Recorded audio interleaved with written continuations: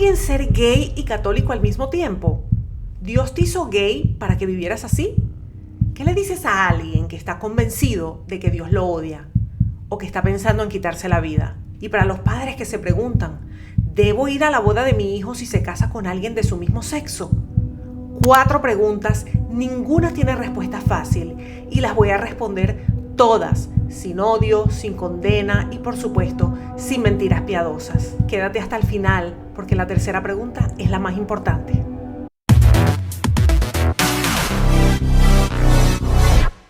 Antes de empezar, quiero decirte de dónde viene este video. Estamos en junio, Pride Month, el mes del orgullo gay. Y este mes trae consigo conversaciones que muchas veces no sabemos cómo tener, o las tenemos mal, o con dureza cuando debería haber misericordia, o con silencio cuando debería haber verdad.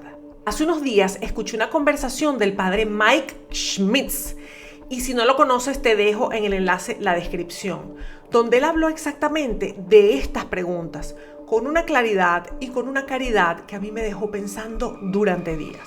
No voy a repetir lo que él dijo palabra por palabra, esto es mi propio análisis desde mi perspectiva como periodista y como católica, pero quiero reconocer que él fue el que encendió la chispa.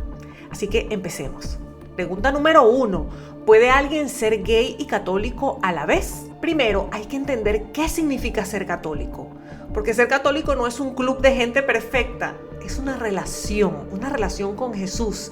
Y es alguien que fue bautizado y que cada día de alguna forma se despierta y dice, Dios, ¿qué quieres tú de mi vida hoy? Desde esa perspectiva, la pregunta no es, ¿tienes atracción hacia el mismo sexo? La pregunta es, ¿qué haces con ese deseo? Y aquí hay una distinción que le cambia la vida a mucha gente. Tener una atracción no es lo mismo que actuar sobre ella. Todos cargamos deseos que no pedimos, deseos sexuales, de poder, de venganza, de reconocimiento. Nadie eligió el menú completo de sus tentaciones. Lo que sí elegimos es qué hacemos con ellas. Para explicar esto, a mí me gusta mucho usar el ejemplo de las donas. Imagina que te regalan una caja con 12 donas. Y se ven deliciosas y tú tienes hambre. Tú quisieras comerte la caja completa con las 12 donas. Tienes un deseo, tienes una atracción. Pero cuando tú decides no comerte las 12 donas, allí está la diferencia. Cuando tú dices no puedo y decides no hacerlo porque sabes que está mal, sabes que no estás bien, sabes que te vas a enfermar, sabes que es una terrible decisión comerte esas donas. Lo mismo ocurre con la atracción de personas del mismo sexo. El hecho de que una persona sienta una atracción hacia alguien del mismo sexo no significa que va a actuar sobre esa atracción.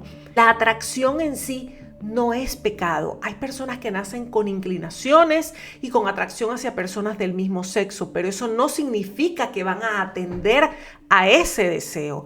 Y mientras la persona no atienda a ese deseo, no se le puede considerar un pecado. Pero recordemos, Dios pide lo mismo de todos nosotros, no solo de las personas que tienen atracción hacia el mismo sexo. Dios nos pide castidad, nos pide una vida sexual ordenada a todos. No hay diferencia entre lo que Dios pide a las personas que tienen inclinación por personas del mismo sexo y las personas que somos heterosexuales.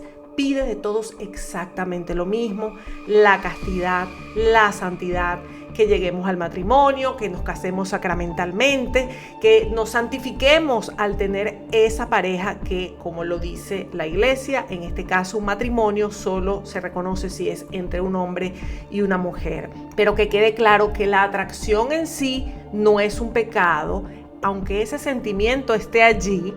La diferencia está en si tú decides actuar y complacer ese deseo. Porque hay una diferencia enorme entre decir no puedo y preguntarse ¿a qué me está invitando Dios? Eso no es resignación, es un horizonte completamente distinto. Ahora, ¿qué pasa con quienes dicen soy gay y católico como etiqueta? Aunque vivan castamente. Yo entiendo el impulso, quieren ser honestos, visibles, ese deseo es legítimo. Pero yo me pregunto, ¿por qué poner esa atracción antes que Cristo? No porque el deseo sea vergonzoso, sino porque si Cristo viene primero, Él puede reinar sobre todo lo demás. Hay una diferencia entre decir soy gay y católico y decir soy católico y tengo una atracción hacia el mismo sexo. En este caso, el orden importa. El primero define tu identidad por el deseo. El segundo la define por quién te creó. No eres tu deseo.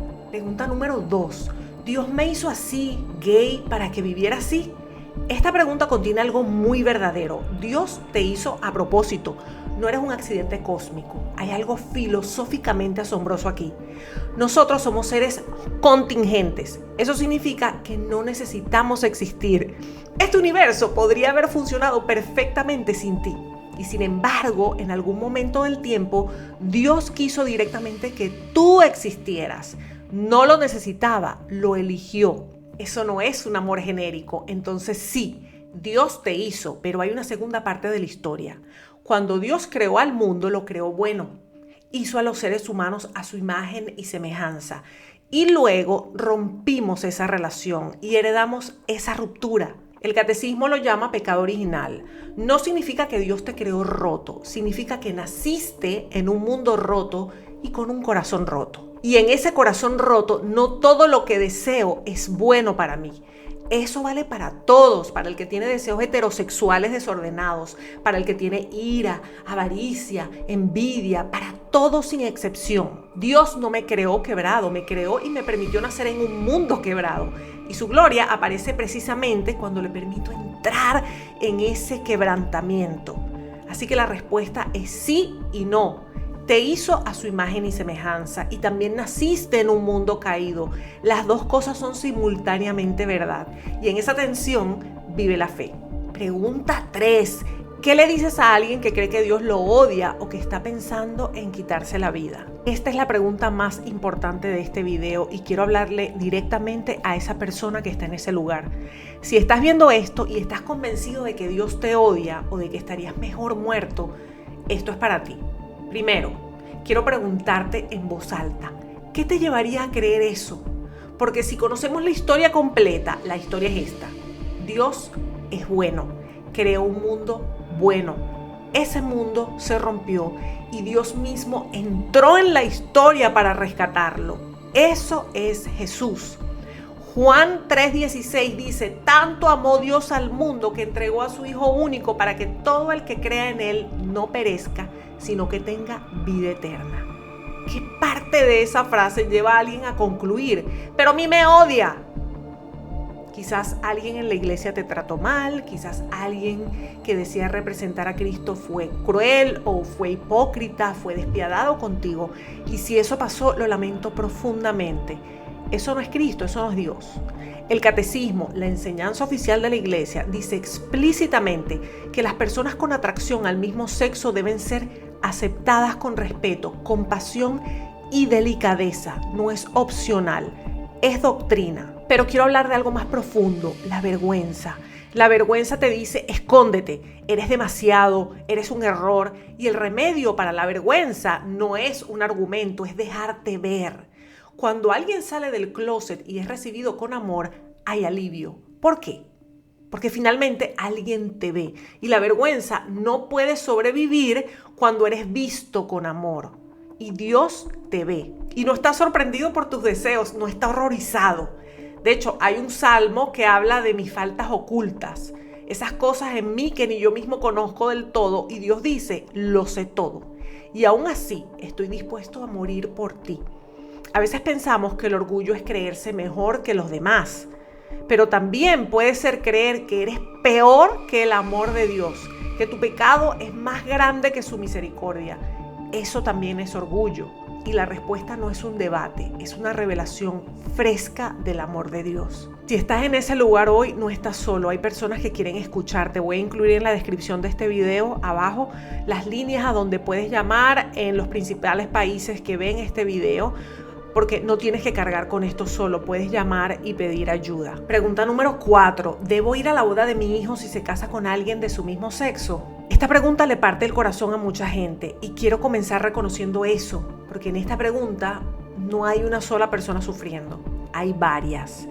Está el hijo o la hija que tal vez pasó años escondiendo su atracción, que finalmente lo compartió, que encontró a alguien y que ahora quiere que sus padres estén ahí para ellos. Que sus padres no vayan podría hacerlo sentir como la confirmación de su peor miedo, que es que su familia nunca los aceptó de verdad. Y está el padre o la madre que ama profundamente a su hijo, pero que también tiene convicciones profundas sobre lo que es el matrimonio. Entonces, ¿qué dice la iglesia? La iglesia enseña que los católicos no pueden asistir a una boda entre personas del mismo sexo. Y aquí hago una pausa porque yo he asistido a bodas de personas del mismo sexo. Yo no sabía esto, me estoy enterando al mismo tiempo que ustedes, no lo sabemos todo.